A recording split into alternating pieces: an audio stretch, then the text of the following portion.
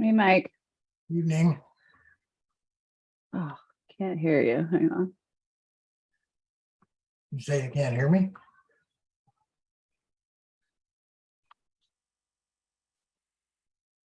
Huh. Can you hear me? I can hear you fine. Okay, I can't hear you. Ah.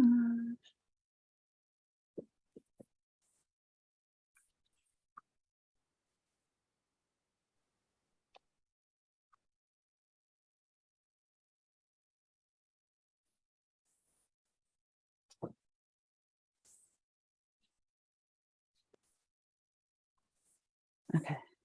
Say something now. Good evening. Hi. Okay, thanks. Did you hear me now? Yeah. Okay. Thank you. Hi, Jerry.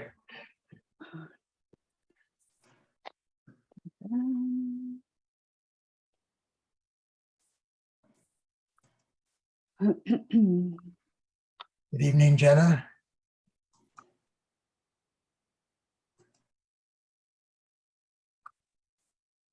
Hey, Chris. Looking for Steve and Linda.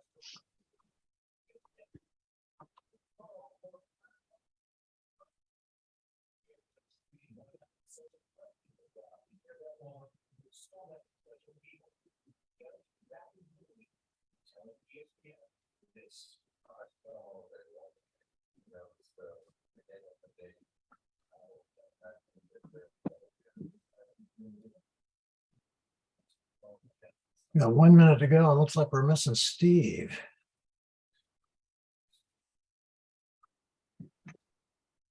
Do you want me to text him? He still has 1 minute. So what is that? He still has 1 minute. Yeah, well, that's kind of pretty close. Oh, hang on 1 sec. I'm gonna check.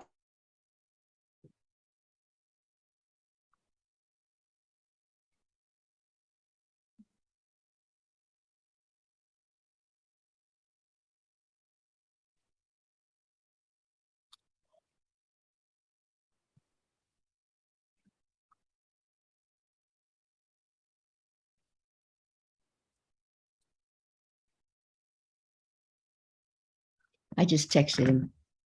Yeah.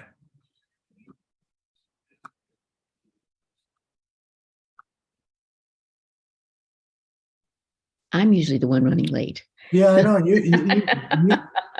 Well, Steve doesn't have a minute anymore. So Yeah, he doesn't do that.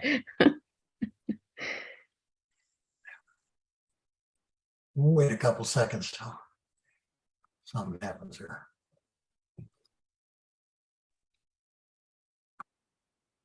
He seems to have trouble with his internet connection sometimes.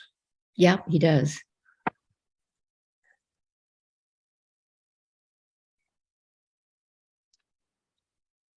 Here he comes. There he is. Yeah. Okay, everybody's here at 6 o'clock, so I'm going to call the October City Council meeting to order. And tonight we have Nancy Jones, our new Assistant City Recorder, is facilitating the virtual portion of this meeting. So hopefully everything will go smoothly in that department. So first thing on the agenda, as always, is audience participation and public comment. So this is the time for if anybody wants to make a comment or say something to the council. It's not a time for a debate nor a time to for members of the public to ask questions or receive answers from the council. And you have up to 3 minutes if you'd like to speak to us. So Nancy, does anybody have their hand raised who would like to speak at this time? No, nobody has raised their hand as of yet. Yeah, well, let's give it a second or two.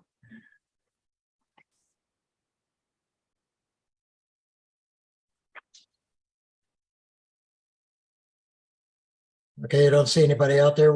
And if we don't have any public comment, we'll move Nope. on to the. Okay, thank you. We'll move on to the consent agenda. And tonight we're approving the minutes from our work session and our regular session that was held on September 7th, and approval of bills for payment, which you should have seen in your packet. Any questions or comments on the consent agenda?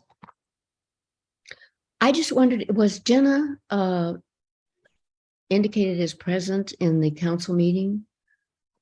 That was actually her first city council meeting. In the minutes? Well, I didn't. It notes that I was voted in. Well, I guess that's, and you were present, and Yeah, and present, She's Seems noted as a appropriate. panelist on the roll for the agenda. okay, So I think, you think we got it covered? yeah, and if, Okay. we'll make sure she's noted yeah, as a counselor for this Yeah. meeting. Okay. good. Good question, though. Thanks, Linda. Can I have a motion to approve the consent agenda? So moved. May I have a second? Second. Did I hear somebody say second? Jerry? Jerry. Jerry, okay, it's been moved and seconded. All in favor of approving the consent agenda, say aye. Aye. Aye. Anyone opposed, say nay. Thank you. Losing my- Okay, the next thing we're gonna do is what we just started to do last week is, or last month, was a consular reports where I'll go first, and then I'll ask anyone else in the council want to discuss anything that they accomplished in regards to city business throughout the last month. So I can tell you that from my perspective as mayor, it was kind of unusual. In September, we had 3 payroll periods, just the way that the Fridays lined up on the calendar. So, and I also signed and approved all the payroll checks, and we pay the bills twice a month, and we got those all taken care of. And I also continue to participate in the Tuesday morning Tillamook County Community Call, where all the cities in Tillamook are representative and the various department heads at the county level. It's also broadcast on KTIL radio every Tuesday morning at 8 o'clock. And of course, I've met with Layla a couple of times, and we met last week to coordinate and line up the agenda that we're going through tonight. So that pretty much covers me. Does anyone else have anything they want to share with us in the public? Mayor, I would make one quick comment or announcement, maybe more appropriately. And for those of you that may have noticed, the golf course we have here in Manzanita Golf Links has entered their fall and winter schedule, which means that the course is closed on Mondays, which has been something of a tradition for the past few years. But more importantly, to the community at large, on October the 17th, the course will once again become available to the general public for walking. And that's a special opportunity that we have here in the community that most communities don't enjoy. I can tell you it's a rarity to be invited to walk on a golf course if you're not playing golf. And that's really something that Matt Brown, the golf course owner, has consistently tried to do, to be a partner with our community since the sale of the golf course some 5 years ago. And the management and the golf course owner would just ask that if you're going to walk on the course, and you are welcome to take your dog as well on leash. But it's a delightful walk for those that aren't golfers. It's basically 50 plus acres of open space and walking through the woods. And, it's a blessing that we have here in our community to have that large parcel, which essentially is, for all intents and purposes, right in the middle of our community. So it's our own little central park when it's not being used as a golf course. So I invite those in the community that would like to walk the course and never had the chance because they don't play golf. This is a great opportunity. And thanks to Matt Brown, the owner of the golf course, for the Manzanita community. And please don't abuse the privilege. Pick up after your dog.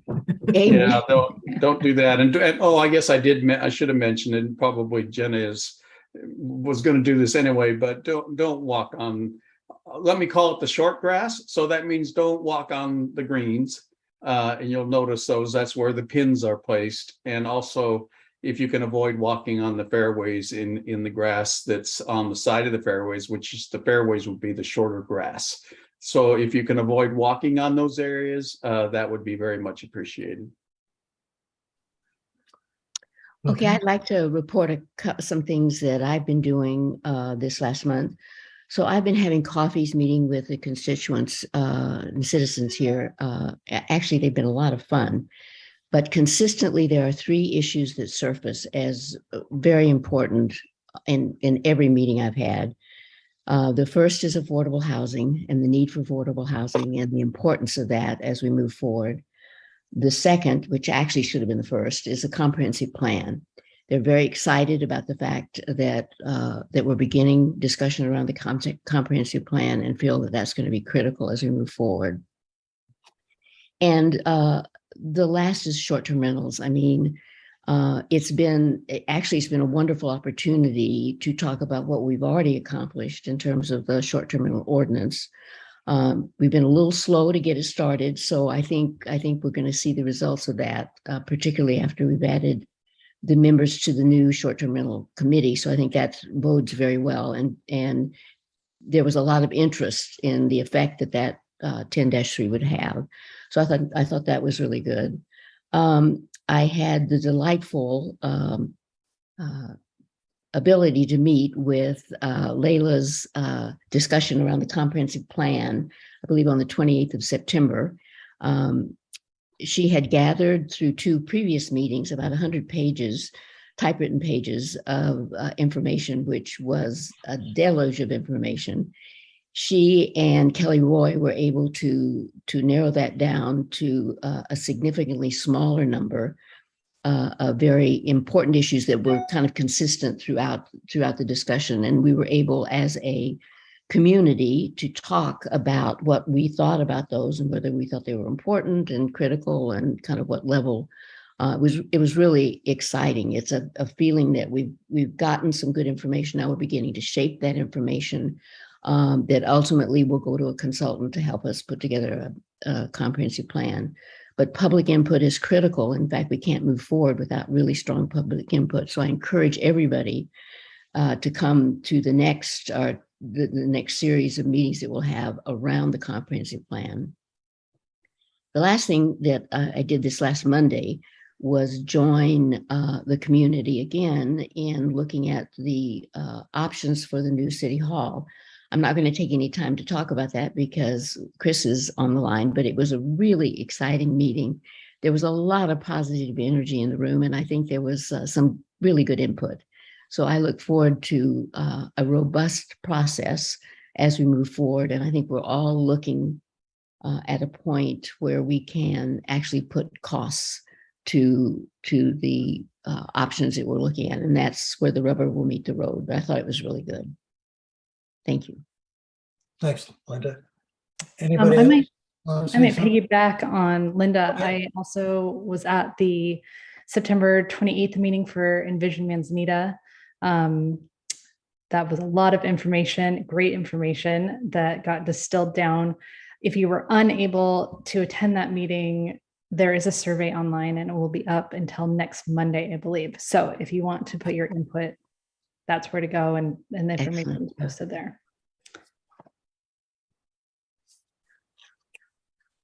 Sherry, do you have anything to you want to comment on today?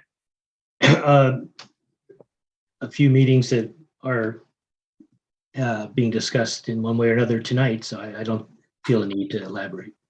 Okay, thank you. Okay, let's move on to our first item of business tonight, which is a City Hall project update. Do you want to introduce Christopher, Layla?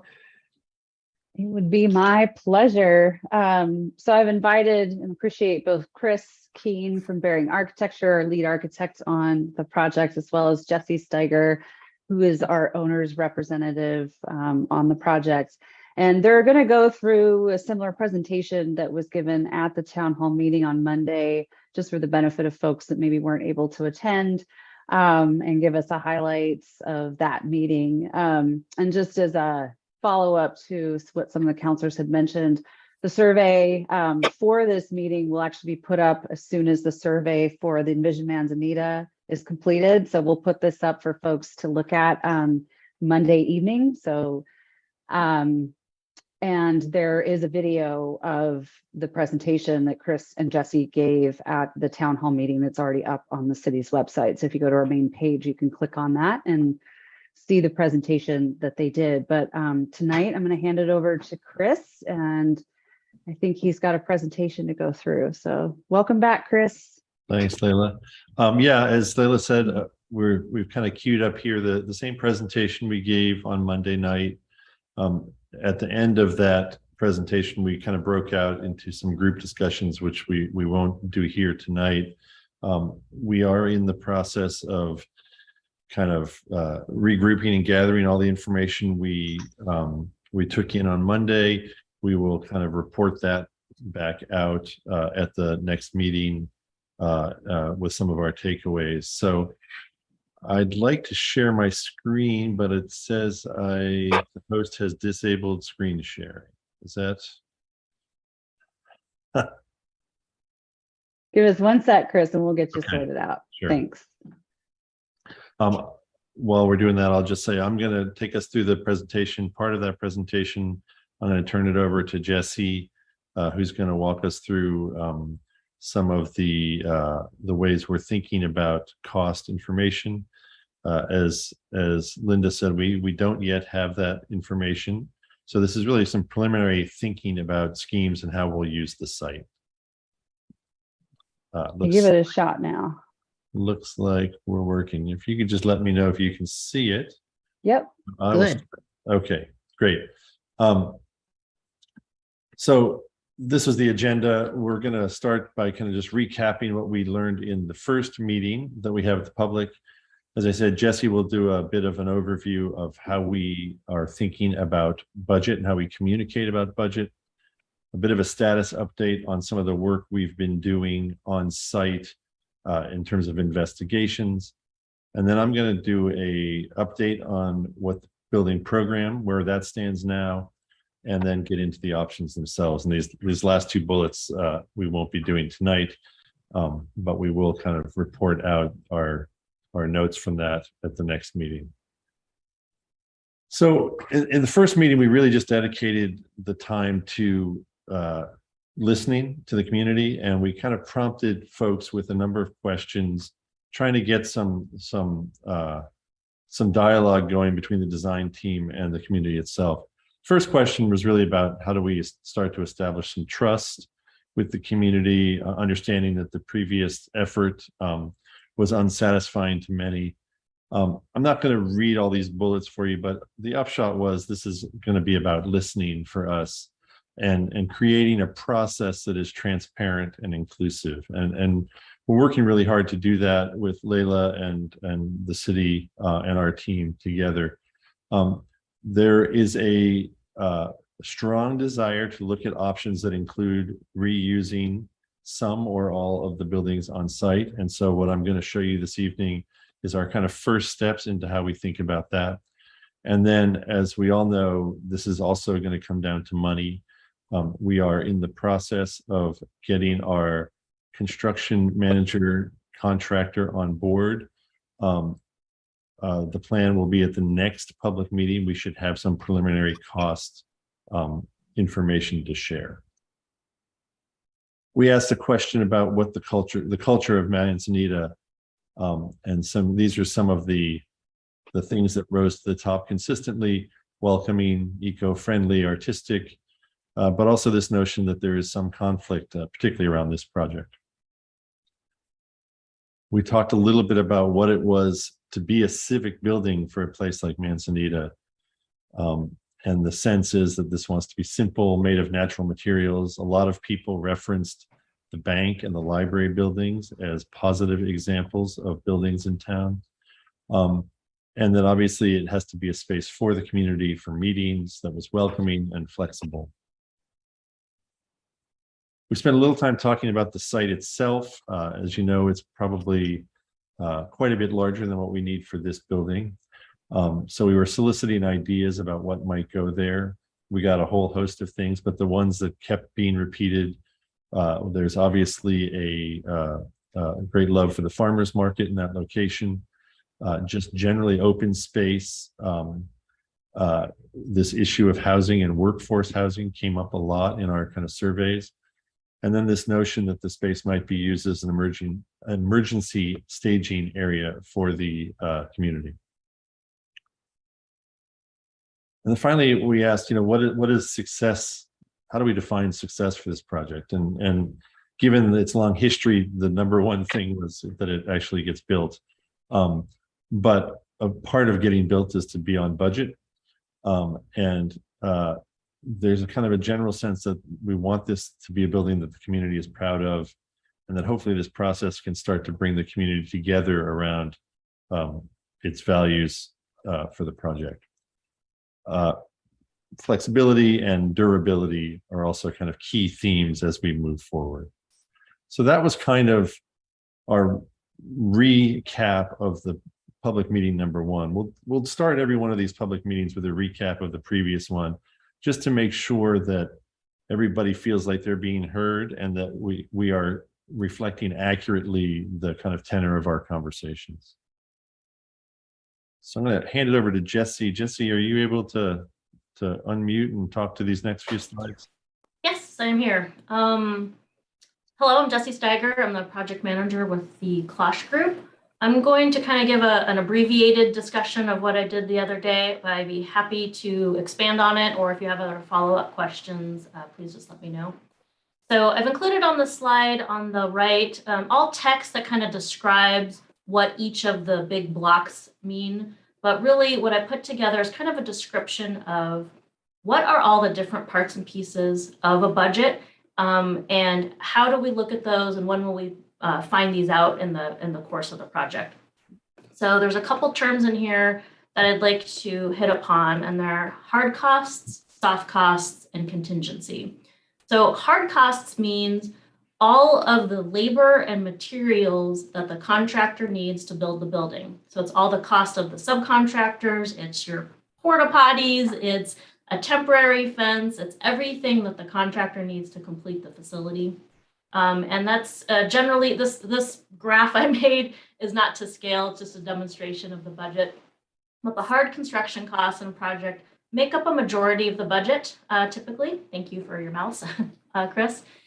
The other thing I want to talk about is soft costs. Soft costs are everything else we need to get this project accomplished. So it's my time, it's the architect's time, it's permit fees, it could be, it's all of our site investigations, it's testing and inspections, it's furniture, it's legal fees to review contracts. There's so many other consultants and types of things we need to accomplish a project.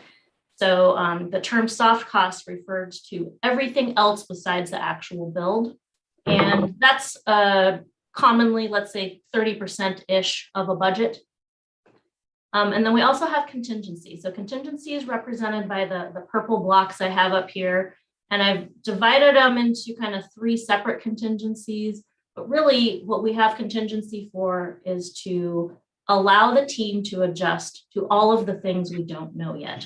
Right now, at this point in the project, it's early. There's a ton of things we don't know. And so the amount we assign to contingency is going to be larger in the beginning of a project. And then as we start to define and make decisions and learn things, we're able to reduce the amount of contingency and say, you know what, well, I don't need to carry $10,000 for this item. Now I know I can just move that into the construction amount and actually buy nuts and bolts for it. So this is kind of just an introduction to the parts and pieces of what your total project budget's going to be. So on the very right, the whole column, the total project budget, that's what we're going to be bringing to City Council in February. That's what has to get financed. That's really the primary number I think the city is actually concerned about. The other thing I mentioned about this is a public project. It's really important to the city of Manzanita. It's talked about, and there's all sorts of stuff thrown around about, oh, this project in this community cost $200 per square foot, and this is $500 per square foot. Why? What's going on? And so this is a really common way to think about projects in construction as dollars per square foot. The challenge is that you often don't know what that really means. Is it dollars per square foot for the total project budget? Is it dollars per square foot just for the hard construction costs all the way over on the left?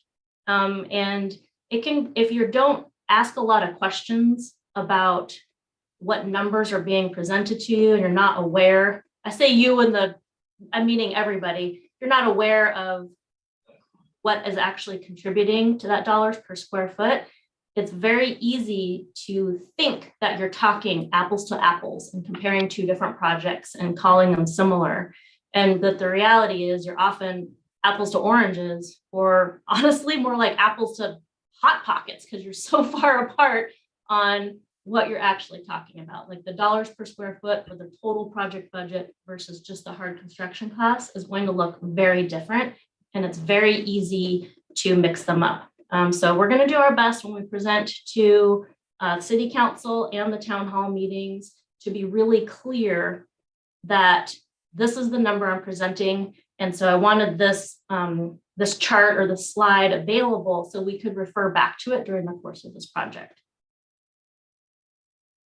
I think I'm good on that slide. Yes, thank you. So there's a couple other things, another fun little graph I like to call that shape's called a cone of uncertainty. And what that reflects is in the early part of a project, there's so many unknowns. We're chasing a ton of variables. All of the variables influence each other, and we're dealing with a lot of uncertainty. And uncertainty means that we have risk, and that's what we carry contingency for. So we systematically go through, we investigate the buildings more, we make some decisions, and we start to narrow down our focus, and we're able to reduce contingency and present budgets with more accuracy over time. It's an iterative process. It's really complex. And frankly, whatever budgets we're working with, you're going to go up and down over time until we can start to narrow in on that end part of the graph. And that is the goal. And we're going to be creating contingency amounts that are based upon a risk assessment.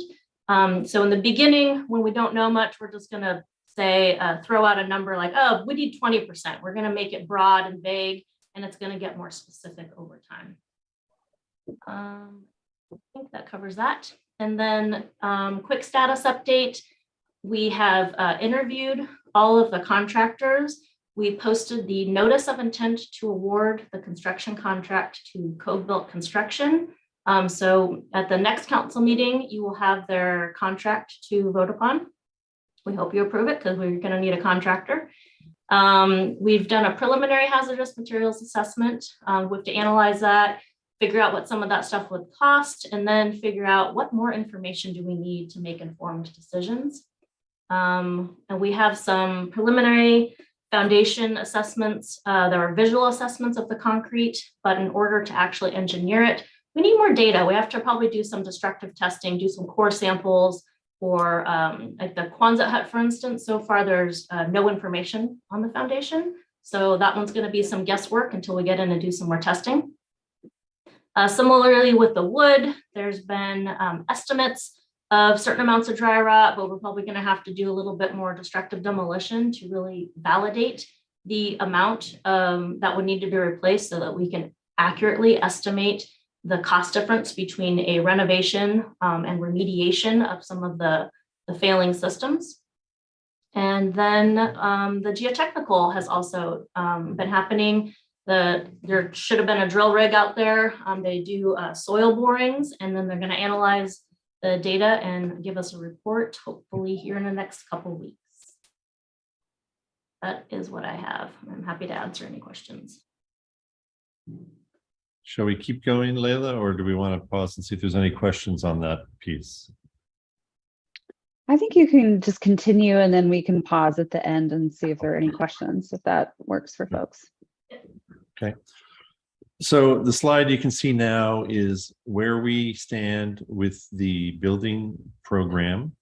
And that's based on a number of conversations that we've been having with the city and with the police folks.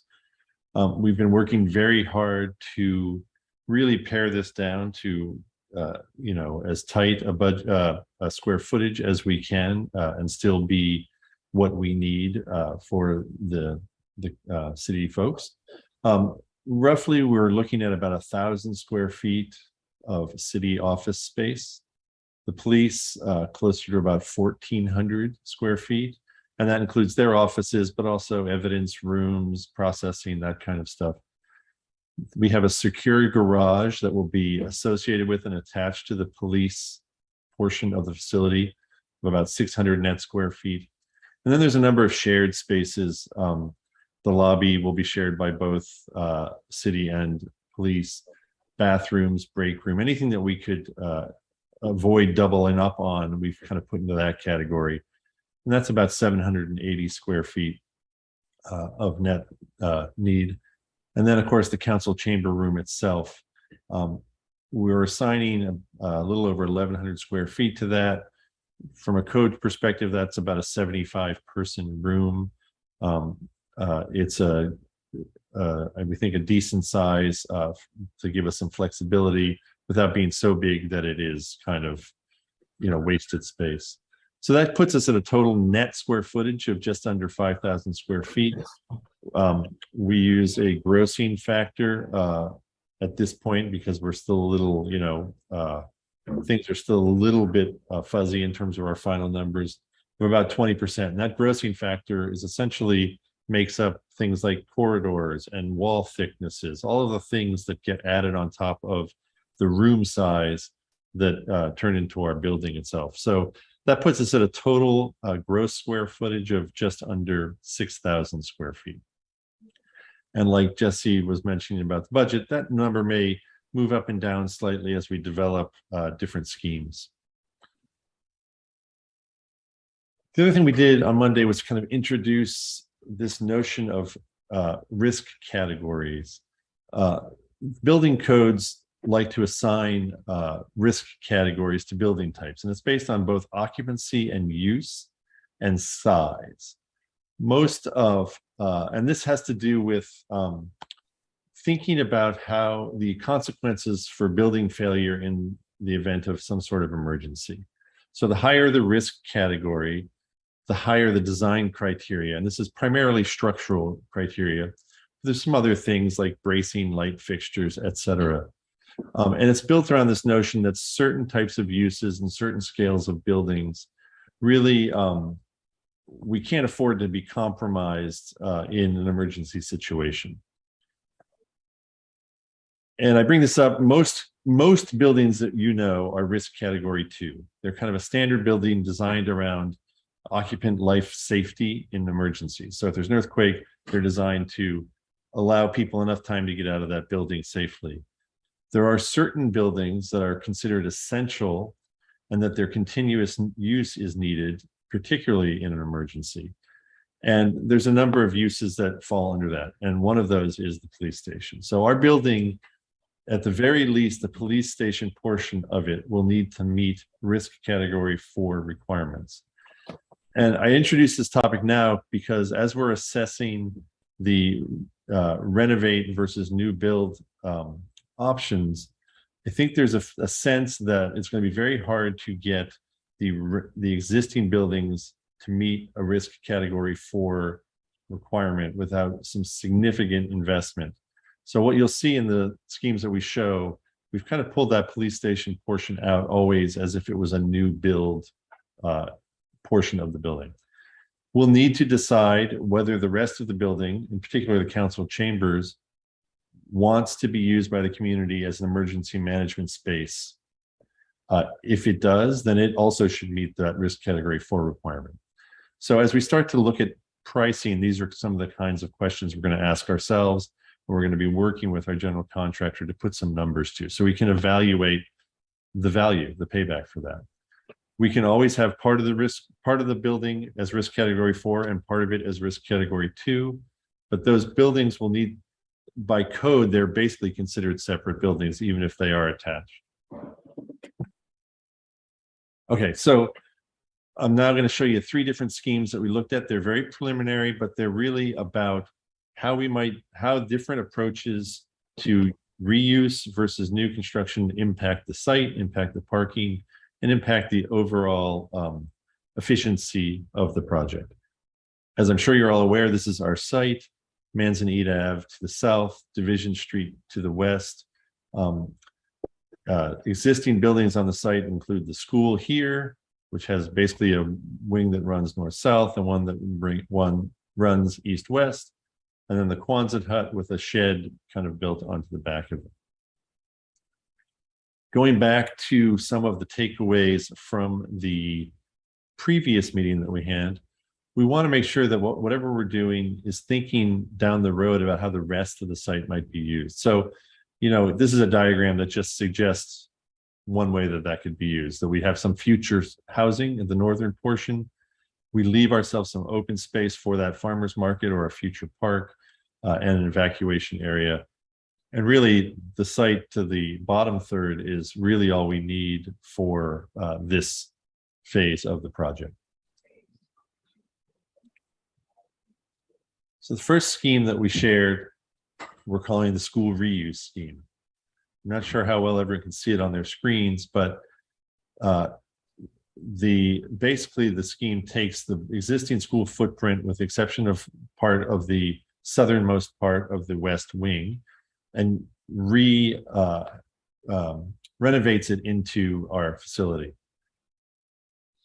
You can see basically, like the previous diagram, this bottom third of the site then is essentially our city hall site, with space to the north for market and housing.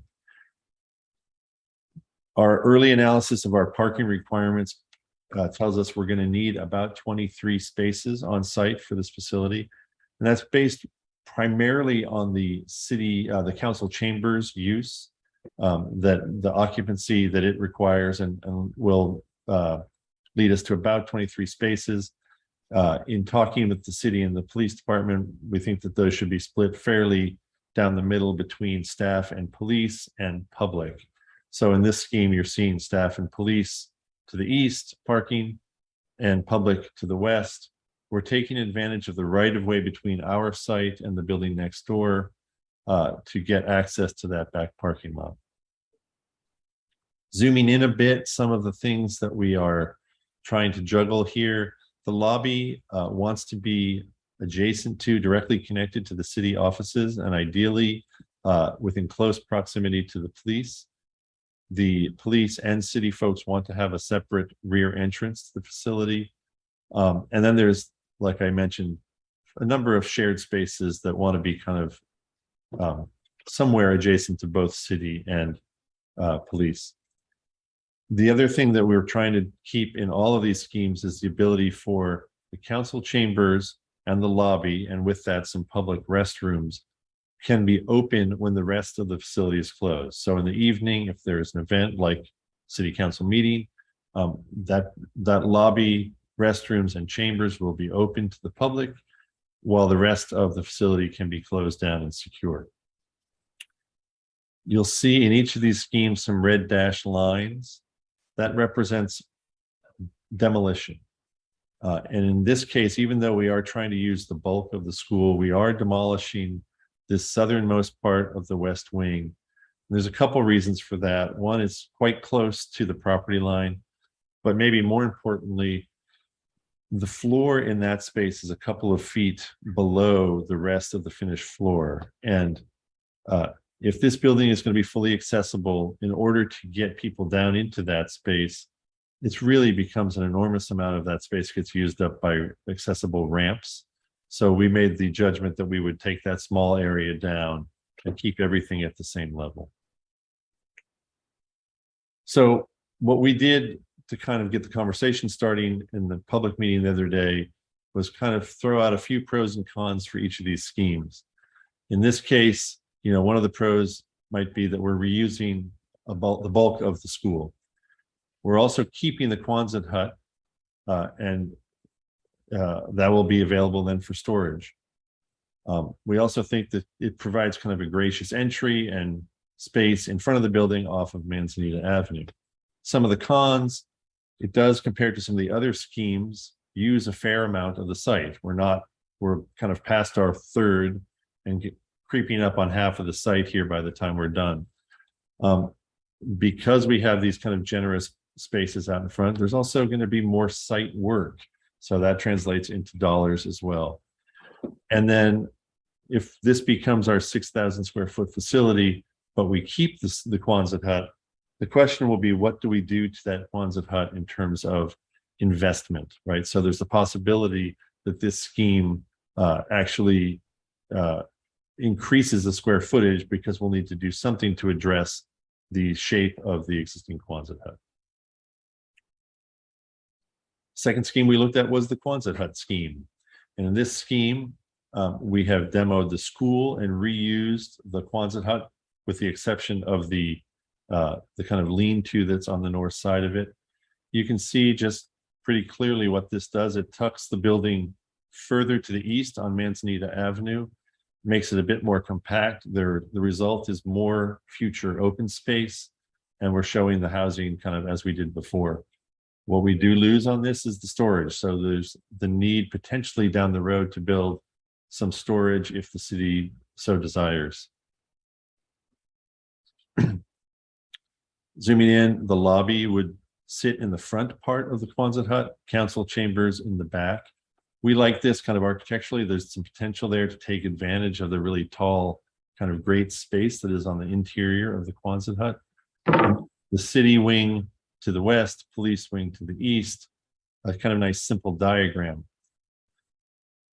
So let me go to the next slide here. So pros and cons for this scheme. One of the pros, we're reusing this Quonset Hut itself, leaves a lot of site for future development, and takes advantage of that space that we have in the Quonset Hut itself. One of the cons, we would, if we want that storage that's currently on site, we'd have to rebuild it down the road.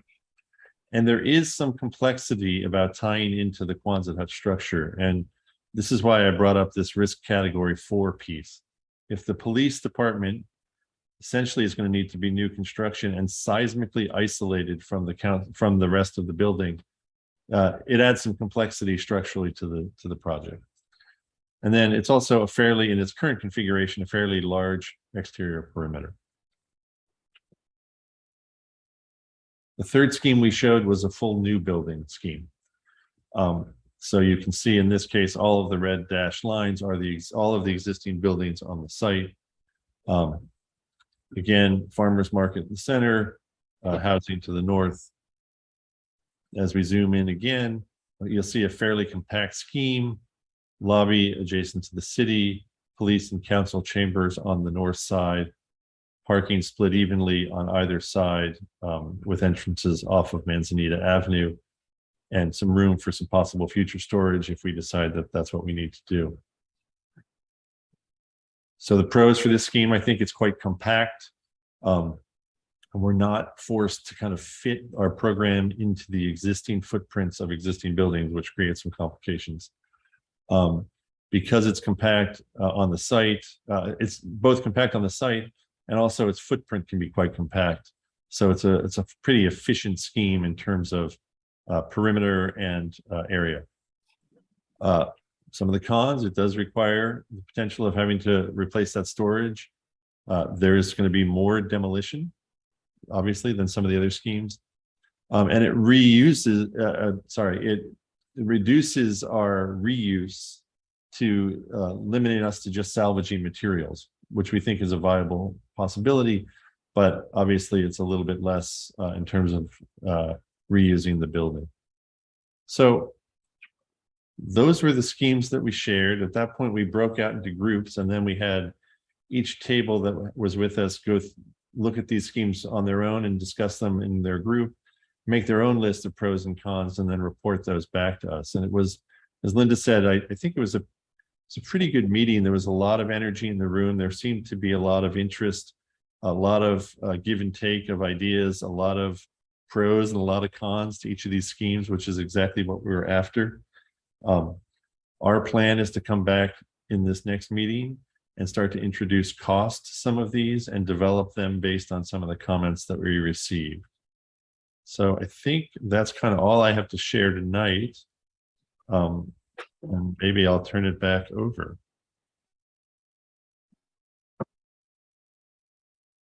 Great. Thanks, Chris.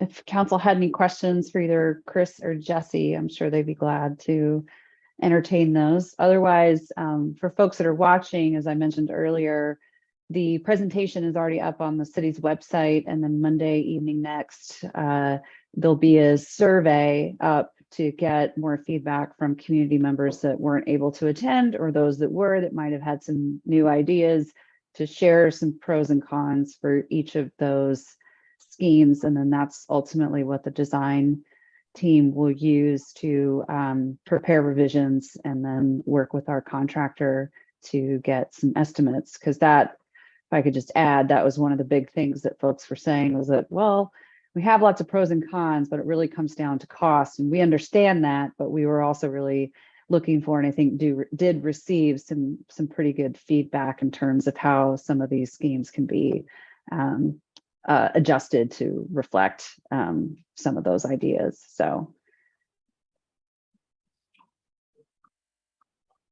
okay, you're either stunned into silence or you're good. So That's a good update and a good presentation. And yeah. I appreciate Christopher and Jesse coming in and giving us that summary of what you guys did the other night. That's great. Yeah. So nobody has any questions, I guess. Okay, well, thank you very much. Let's move on to our next item of business then. Thanks, Chris and Jesse. Thanks, Jesse. Thank you all. Take care. I'm going to turn on some light here.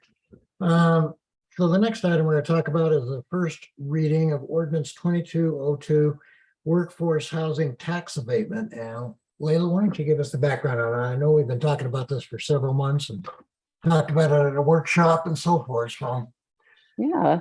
Well, I am very excited to start the official process of adopting the city's first affordable housing tax abatement, which is one step, I think, in the right direction in terms of really starting to put our money where our mouth is in terms of leveraging housing affordability.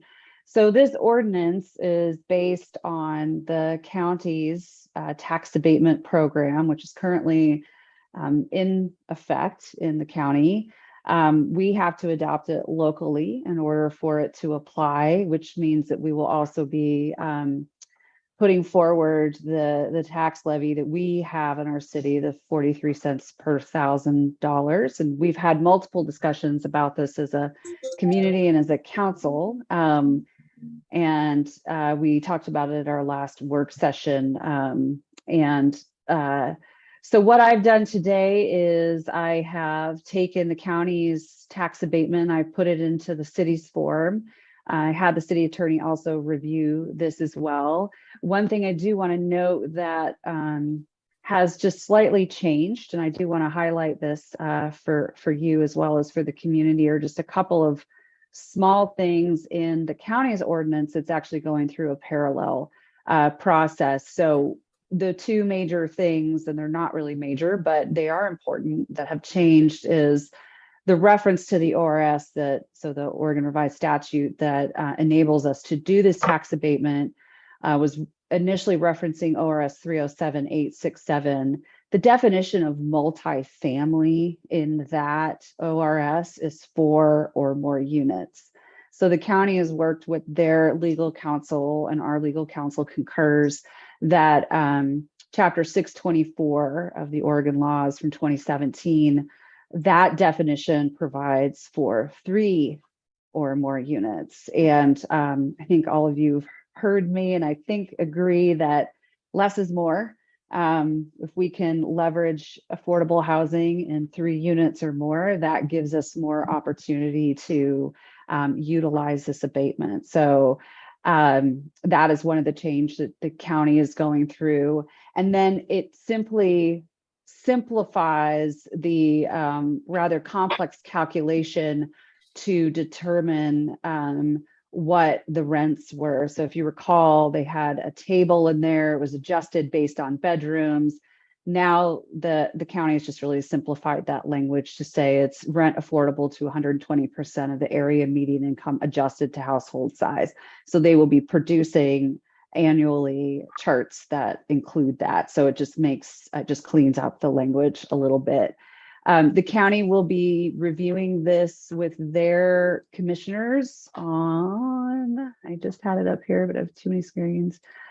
Kind of going through a parallel process on November 30th and December 14th. So they're going through a similar process that we would. And so in talking with TJ and a couple of you, I elected to go with their new language.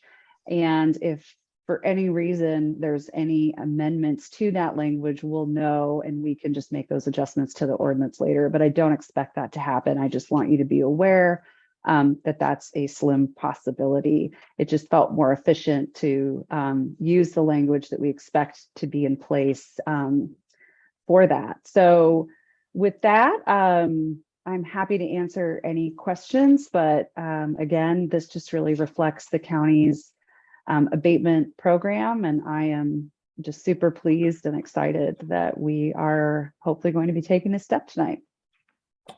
So any questions from the council on this? I know we talked about this in the past. It sounds like something we want to do to get us cracking here on affordable workforce housing. I have a question. It's Go ahead, not so much about the ordinance or language of the ordinance. Very supportive of this. I'm glad to hear Layla mention that this is sort of a first step, and there may well be other opportunities we have to help move this issue along. But with regard to this specific program, Layla, do you have a sense from your broader involvement around the county and the region on housing issues, do you have a sense that this will be more than, well, let me say this. If somebody were to suggest to you that this is a nice symbolic gesture, what would your response be? Oh, I think it's more than symbology. I think because, and particularly because this this ordinance is for workforce housing, so it's up to 120% of area median income. The sort of pro forma on that is much more supported than, say, if you did something that's deeply subsidized.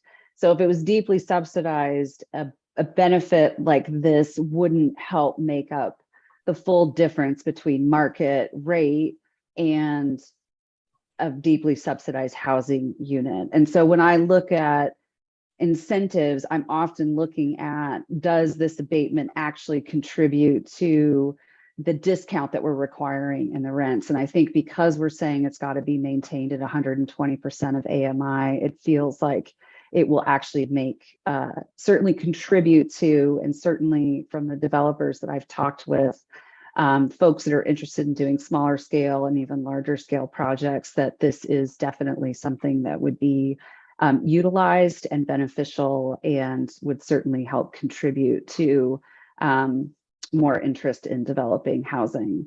It's not an end all be all. I'll be really clear about that, but it is definitely one step in the right direction. And I think particularly with the county's focus on trying to make it more accessible to folks through clarifying the language to allow for this to be applicable to 3 units, it makes those smaller scale projects much more possible. So if you think about it, if you built a 3-unit building, you're getting abated about $10,000 a year over 10 years. That's $100,000.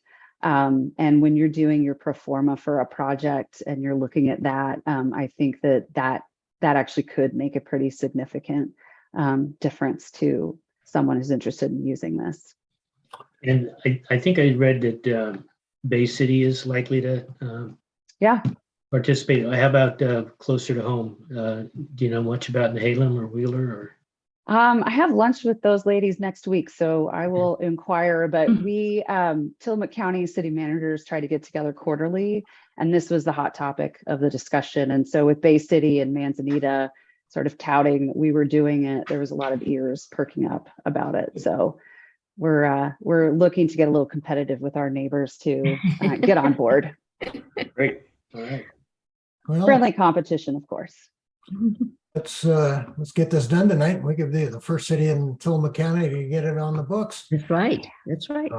Anybody have any other questions, or somebody want to make a motion as to the first reading of this ordinance 2202 for workforce housing tax abatement? Well, I'd like to make a motion for ordinance 22-02, the ordinance of the city of Manzanita, Oregon, establishing a workforce housing tax abatement for the first reading. May I have a second? I'll second. Been moved and seconded. All in favor, say aye. Aye. Anyone opposed, say nay. I think that's unanimous. Thank you, everybody. Well, we'll be first, and we'll drag the rest of them along with us. That's right. You lead by example. That's Exactly. how we roll here. Thank It's you. gonna- I'm it's so gonna be- excited. It's going to be one of many things that we look at in terms of It is. affordable housing. A comprehensive plan is going to be key in that process too, but it's an exciting step forward. Yeah, it is indeed. Well, let's get another thing rolling here tonight. Let's get our short-term rental committee appointments approved. So, Yeah. Jerry, you're listed here as the one that's going to present that. Even though we did talk about it at length this afternoon. We We did. Yes, and Layla's prepared a very well-organized staff report, which I don't think I should present, so I won't. Sorry, that was probably a typo on my end, but you can take it, He's Jerry. trying to I put think you you're Well, no, on no, the actually, I'm happy to defer to you. I'm not sure since we didn't discuss it at the work session, I'm not sure how much we need to go into it tonight other than to get right to the meat of the matter, but we should have Yeah. you preface that at least with the staff Yeah. report. Well, I'm happy to do so. So as I mentioned in the earlier work session, and just for the benefit of those that weren't here, we have used the staff report format, but we'll start seeing it a little bit more. But it does sort of carry out the history of prior actions and discussions that the council has had, from beginning with the establishment of a committee and then the appointment of the initial group of committee members in June.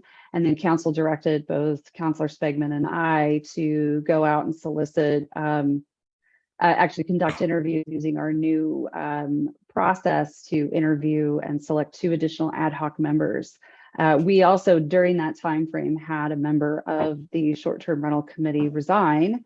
And we were fortunate to have a really tough decision to make with the 3 candidates that we did interview. They were all excellent folks representing a range of interest and issues. And when we did receive this resignation that we were disappointed, we felt that we did have a great slate of folks that could fill both that role and the ad hoc positions. So what staff are recommending, the council adopt a resolution today that would appoint Cheryl Ogburn to the vacated position, which is a homeowner who is not a short-term rental owner who lives on a street that is low density, and then to appoint Anupam Narayan and Patrick Johnson as the ad hoc committee members. And I just do want to note that we had 8 applications that we did review, and I reached out either individually or via email to those that were not selected, but do want to express my gratitude and thanks.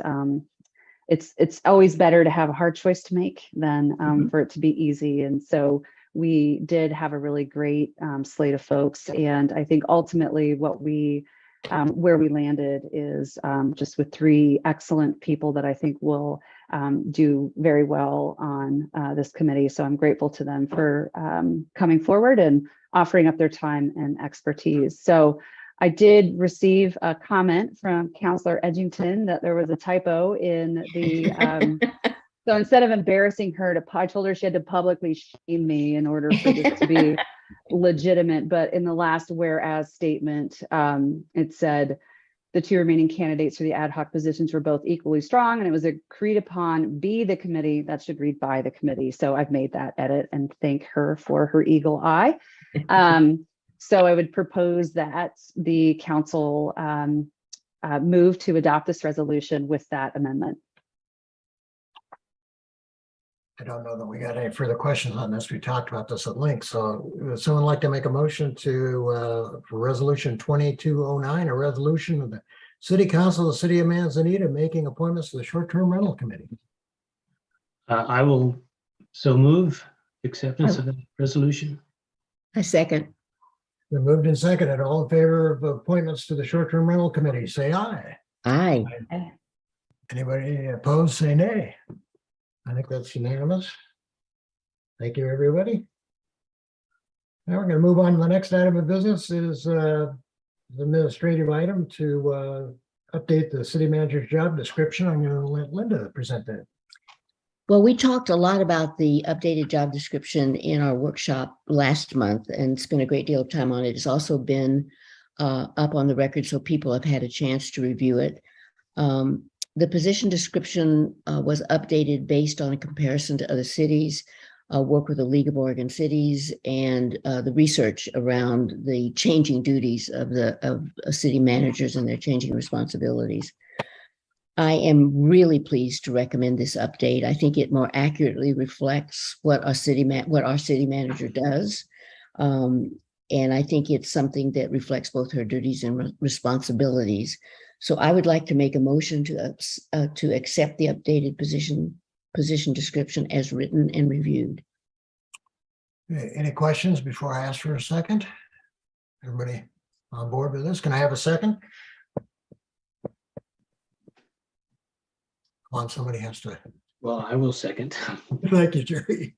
So it's been moved and seconded to accept this updated city manager's job description. All in favor, say aye. Aye. Anyone opposed, say nay. Okay, that's also unanimously approved. Thank you very much. Okay, now we're going to move into some new business and going to turn it back over to Layla to talk about upcoming opportunities on committees, I believe. Thanks. This should be quick, but I just wanted to share something that some of you may have seen, but not everyone. So we are actually going to be going out for some planning commission positions here. And can you see, what do you see? Do you see a blank screen or do you see the city's website? Website. Okay, cool. So I just wanted to kind of point the public to this mostly. I think all of the council is aware, but we established a committee and a commission directory recently. And I want to thank Josh, our IT guru, for helping me with this. But this, I did it for my own benefit, as I did for many of those folks out there, for folks to understand who's serving on our official and standing committees, what the term is, and then when those terms expire. So that folks, if you're interested in, say, serving on the planning commission, we know right now we have a vacant seat due to Councilor Edgington joining the city council. So we'll need to do a 2-year appointment. And in 2022, we have 2 positions, and I know for sure one of those positions will be open. So what we're going to be doing, the budget committee is here, and then today we will now update the short-term rental committee appointments as well. So we will keep this updated, but I just wanted the community to be aware of this as a resource. And that way, if folks are interested in serving, they can sort of take a look at this and get a sense of when we will be doing that. And for some reason now I can't stop sharing my screen. Bear with me a second. So while we're doing that, I will say that I'm going to be getting together with Councilor Edgington and Karen Yurka from the Planning Commission.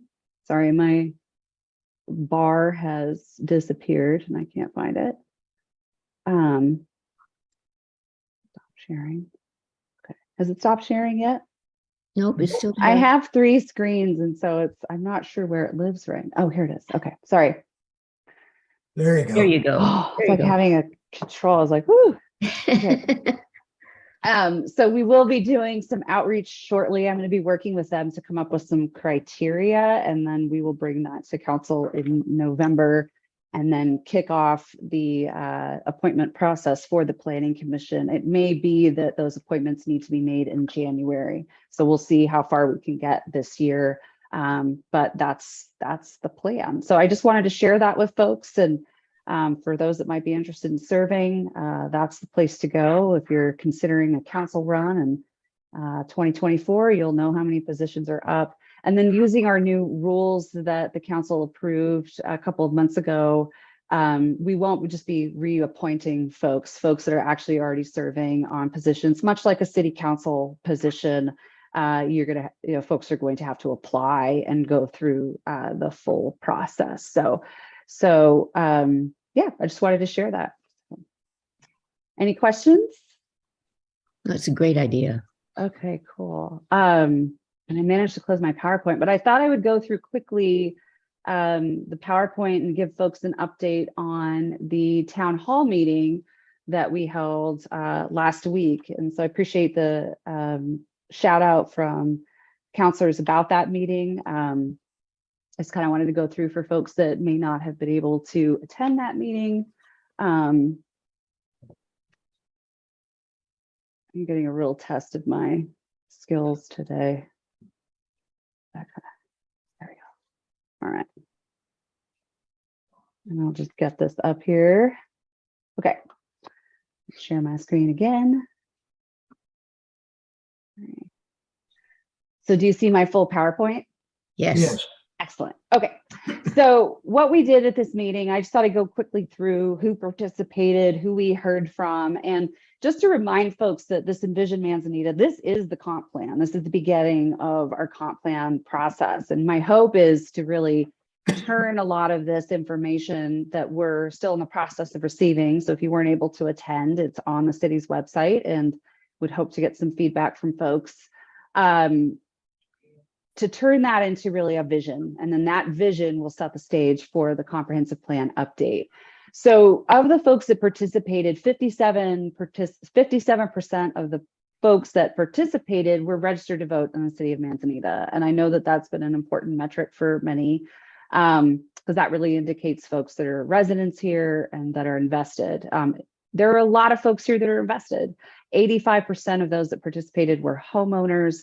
That's not surprising to me, given that our rental housing stock is super, super low.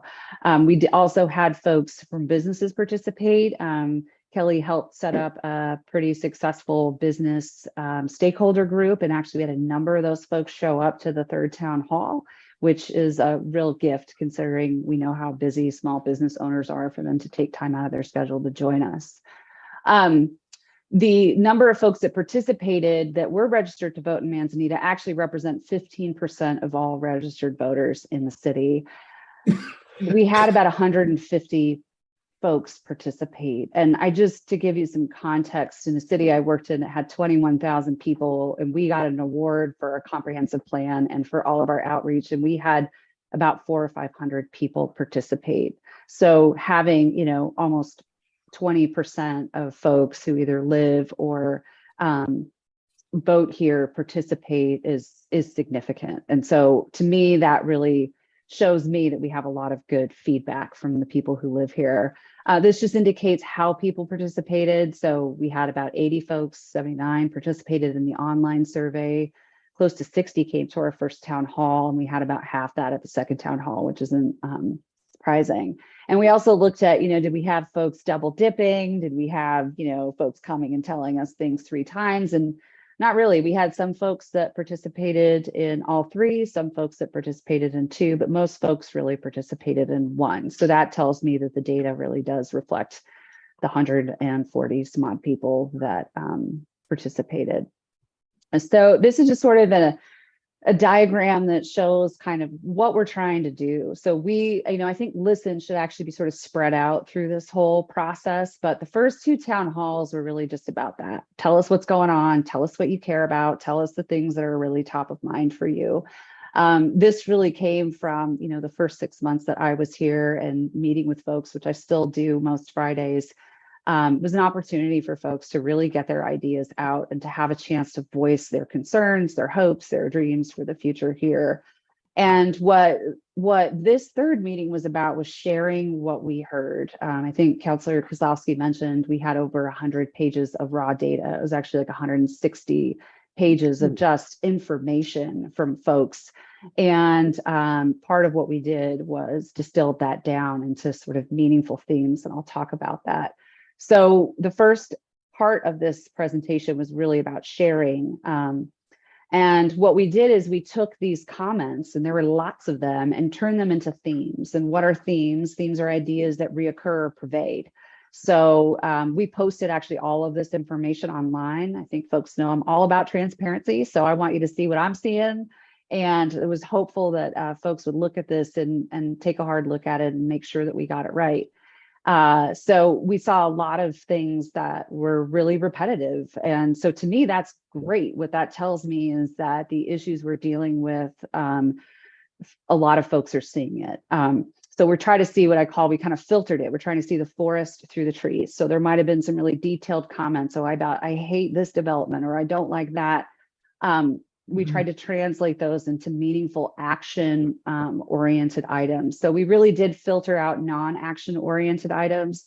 We focused on action oriented issues that can be addressed by the city or community partners.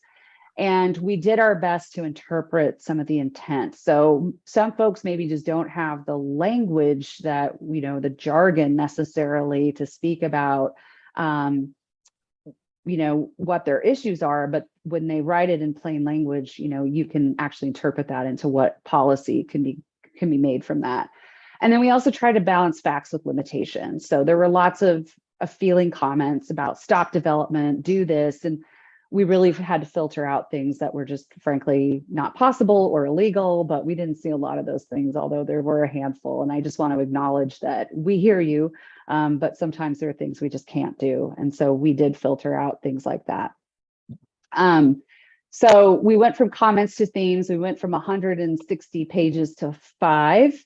And this is just an example. I won't read through all of this, but these are just straight comments from either the town hall meetings. So if you see something parenthetically here, the number, that actually represents the number of dots that somebody placed on an item that someone wrote. So in those meetings, it's totally analog. We let people write their comments, and if someone felt that comment resonated with them, they stuck a dot on it.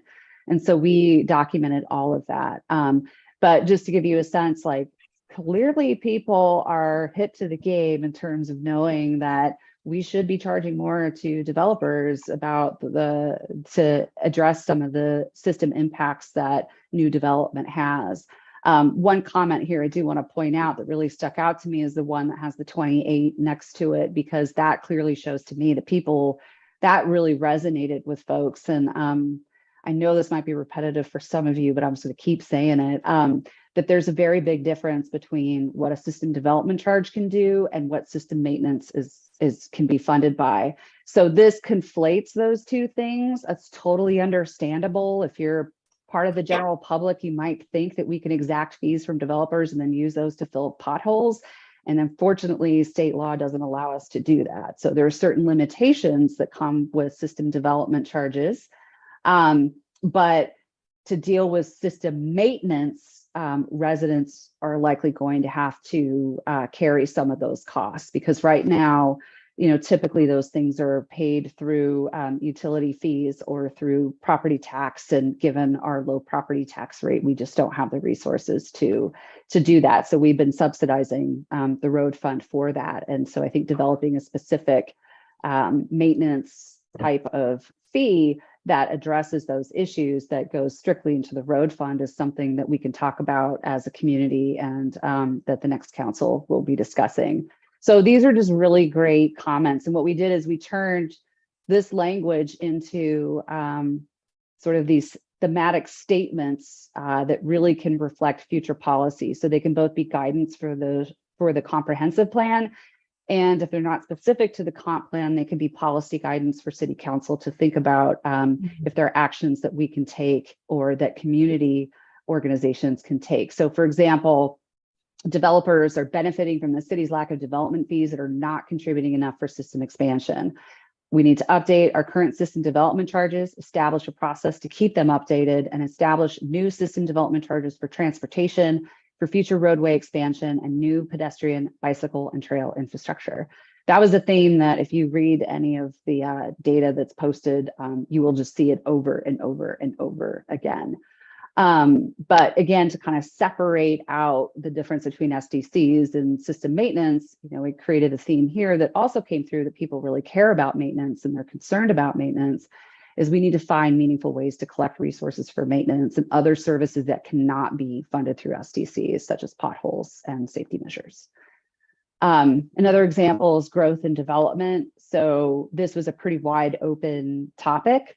But folks, again, when I was talking about language, they're talking about, hey, density is too high.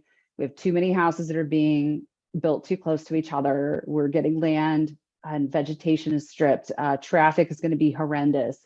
We need thoughtful guidelines. These are all really meaningful comments. And what we turned to those into were things like the pace of growth and development has highlighted the need for additional measures to control growth, protect neighborhood and community character by updating the comprehensive plan to reflect current conditions, and establish a review process to ensure that the plan stays relevant. So lots of references to the comp plan, also lots of references to the zoning ordinance. And I love the fact that we have such an educated and thoughtful community that knows the difference and is learning the difference between the two and how important it is for those two things to talk to each other. So updating the zoning ordinance to help manage growth with respect to citing commercial development and associated traffic impacts, residential design standards such as scale, height, landscaping, setback requirements, tree protection, and preservation of other environmental assets. So this, you can see how this could possibly translate into policy updates in the comp plan, and then those policy updates getting transferred into actual zone code language.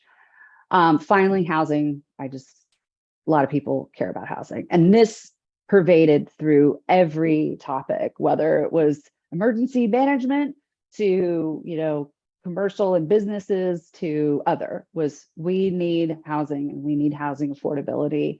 If you have heard me say it, and I'll say it again, there are 4 chief ways that we can, as a city, impact housing. That's through the regulatory framework is a big way that we can do that. And so we'll be having some conversations about that through land that we own, through incentives, and through partnerships. And so those are the ways that we as a city can affect the housing market. We can't stop it, but we can put into place measures to make what you want to have happen the easiest thing to do. So again, themes, there's a significant lack of affordable housing and workforce housing for employees, but we also heard about working families and other people who may want to choose to live in Manzanita but have been priced out. So people I know, staff I have that want their kids to come back and live here, they can't afford to unless they're living in their parents' basement. And so we want more opportunities for that. The other thing, we heard about too, is just really providing housing opportunities with folks with varying income levels and at different stages of life. So assisted living is something that also came up as well. So those will be things that we can use to help sort of establish what the main policy goals are. I mean, the main sort of issues that our community is facing, and how the council can take that information and turn it into policies that then we can implement at the city level to help achieve some of those issues. So we took this information, the full list is in your packet. This is also what's posted online, and we're asking people to tell us, and this is what we did at the workshop. I think we probably bit off a little more than we could chew at that meeting, but I want to thank the folks that sat through it and really dug into these issues and provided feedback, because it's one thing for us to hear it and regurgitate it, but what we want to do is to say, hey, did we get this right? Did we get the main issues that you were really trying to drive at? And if not, please tell us what we missed. So that was really the exercise that we did. And we had the 12 topics kind of divided into 5 stations. We had 5 tables, and we asked the folks to review those with their group. And initially we were going to provide them with dots, but it just didn't work that way. We ended up having a discussion for, did we get it right, or at least pretty close? And if not, tell us what we missed and write it down and then report back out. And I think that was a good start. And then hopefully folks will participate in the online survey. So kind of the next steps, we were going to present this today. So here you go. And we're providing the online option for review. And then my hope is to share what we've heard back from the community before the end of the year. And then my goal would be to use this information with the new city council at their retreat in January. So get ready, we're having one, to set your goals, because those goals are what sets the budget priorities for us. And so that I think will be really good information for us to digest as a council and a staff to set the stage for what we're hoping to accomplish over the next couple of years. And then again, to use this information as a starting point for updating our comprehensive plan and our zoning ordinance updates, because we really can't do any of that without really understanding what our community wants, how we can translate that into policy, and then how staff can translate that policy into implementation. So thank you for your time and attention, and I'm happy to answer any questions you might have.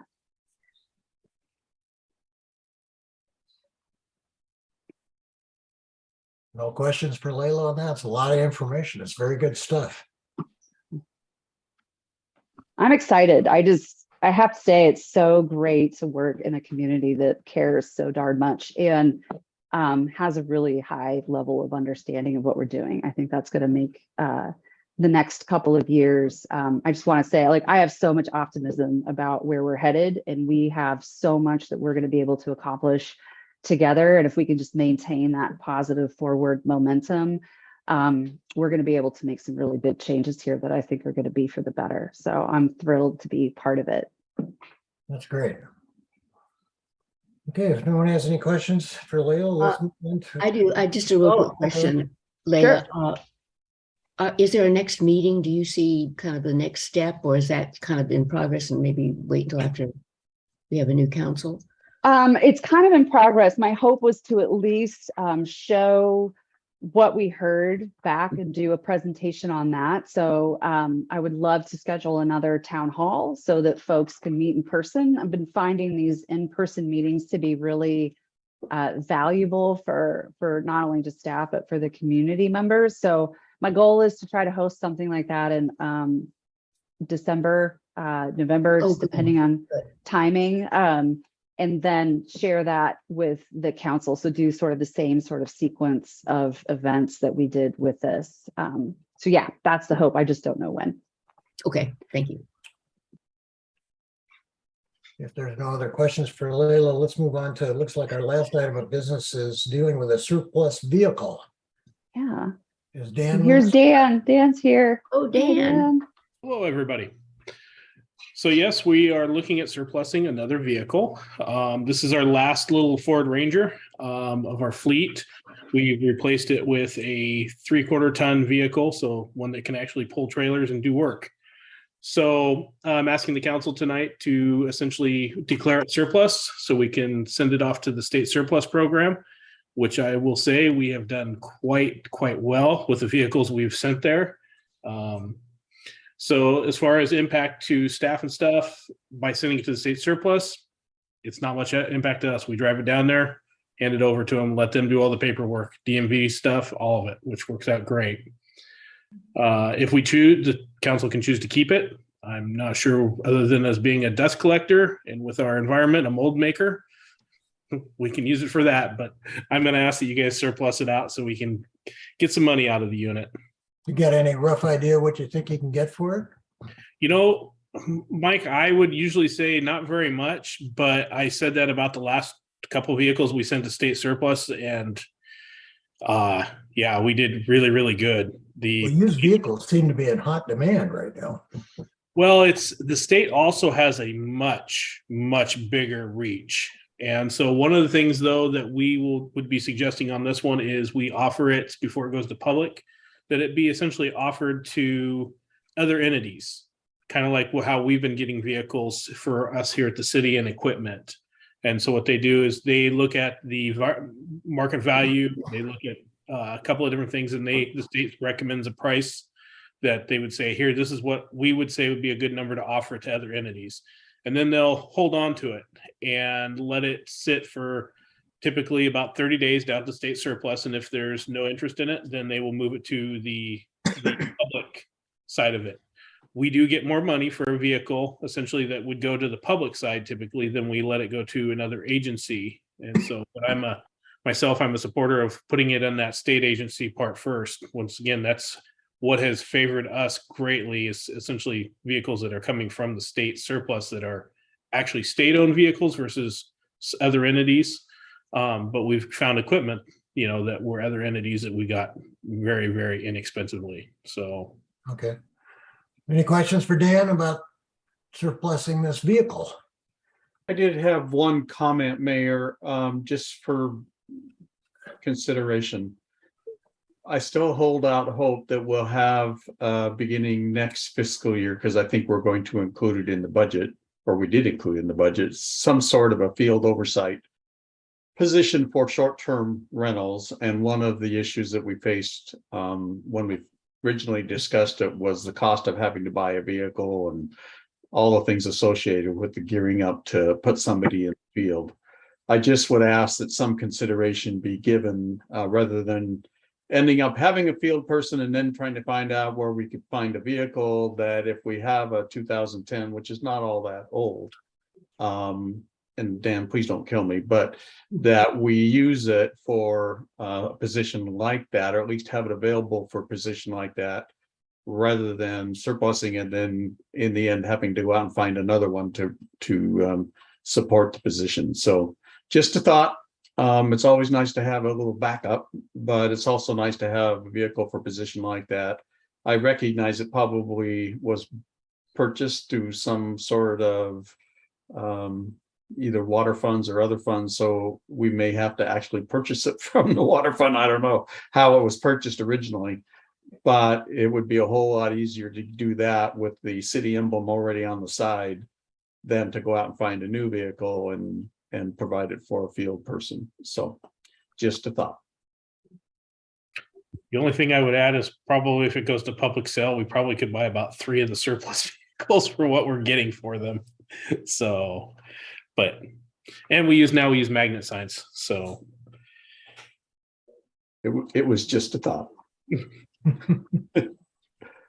Because I won't be here, but somebody's going to have to come to terms with, oh, we don't have a vehicle, so we need to find something for someone to drive. So just consider it. Sounds like that's a bridge they're gonna have to cross when they get there. Somebody want to make a motion about surplusing this vehicle? Is there any other discussion on this?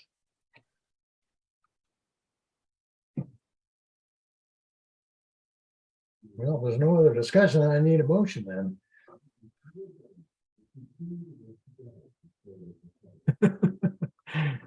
Somebody, Is that you, Jerry? Are you motioning? It sounds like you'd like me to. Yes, I would. I will move that we surplus this vehicle.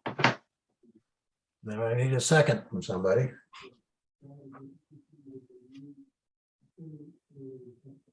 You don't get a second, we're gonna table this.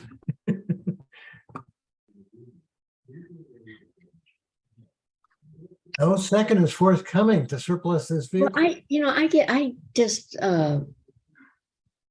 I think we ought to think about what Steve said. I mean, if we are going to hire a staff code enforcer, which at this point is in the budget, they are going to need a car. And if it's in good shape and something that we could use for that, I think we need to consider that.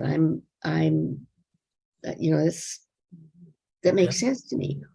What's the Oh, yeah. timeline of hiring a new person? What was that again, Jenna? I'm sorry. What is the timeline of hiring the staff person?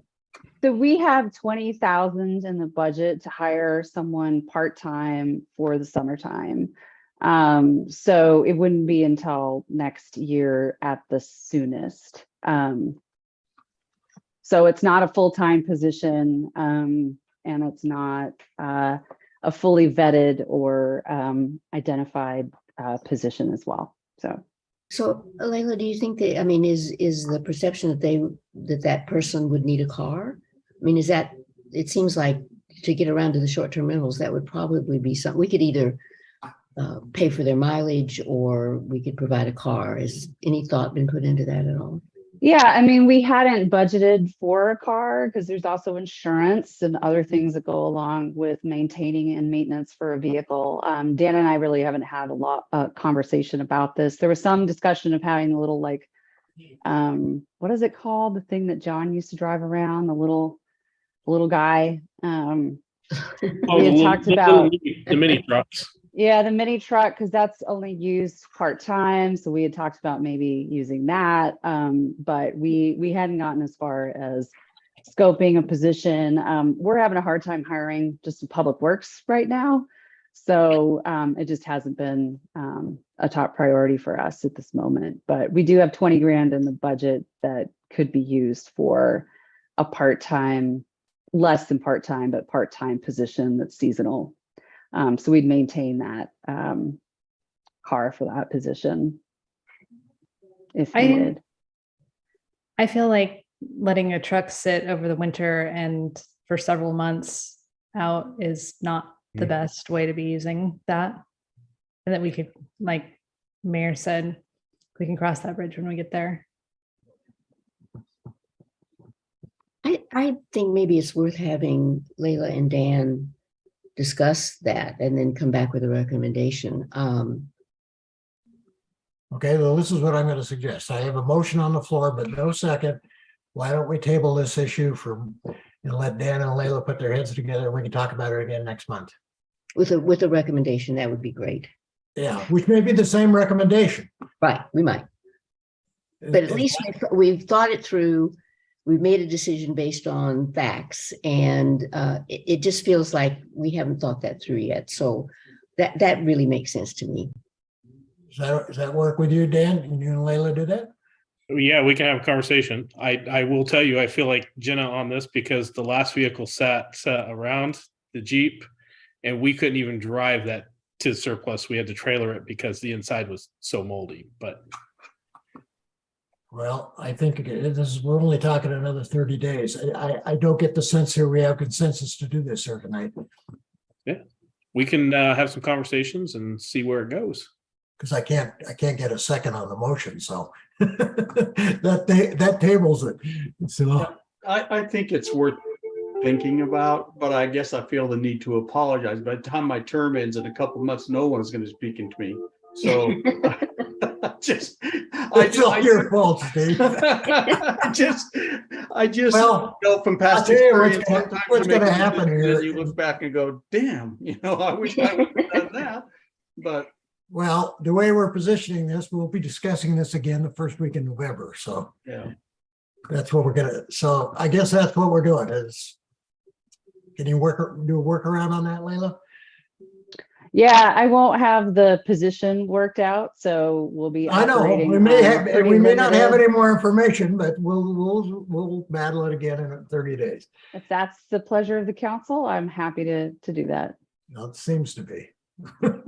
Dan, do you have room in the Quonset hut to park it as a surplus? Nope. Or is it? We're I'm- removing everything from the Quonset hut. I am right going to now. be moving it down into the public parking spot because I have no room and I need it out of here. What's the Quonset, if I can ask, what's in the Quonset hut? There's some Trailers emergency there. equipment in there that we're Oh. putting into, pretty full. yeah, and we need to Oh, get it wow. out of Okay. there. Yeah. Wow. Okay. I think we're done with this discussion. We'll pick this up pick it up again next month. Okay. And with that, we're going to move on to final items tonight, the city manager's report. Yeah, just real quick, want to remind folks that we have the survey from the Envision Manzanita effort. So hope folks will go and spend time doing that. And then the city hall, we'll have that up for a week starting on Monday. So to go and visit that, also to give your feedback. Planning Commission will be held on the 17th. And I believe this Friday is the last farmer's market. It is, summer yeah. season. So if you haven't got up there yet, Friday's your last chance. I think it's 4 to 7. It is Anybody else indeed. have anything else for the good of the order before we adjourn? Okay, thank you very much for your time this evening and this afternoon, and we're adjourned.